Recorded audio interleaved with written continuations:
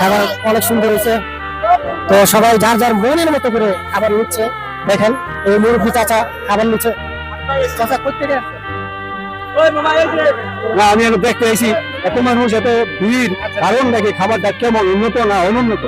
আমি ইনশাআল্লাহ টেস্ট করেন, টেস্ট করে জানাইবেন বলা। অথচ আমার বাসার পাশে আমি দেখি অনেক ভালো ভালো লোক লাইন ধরে খাওয়ার জন্য পাগল। কি আল্লাহ খায়া আপনি জানাইবেন।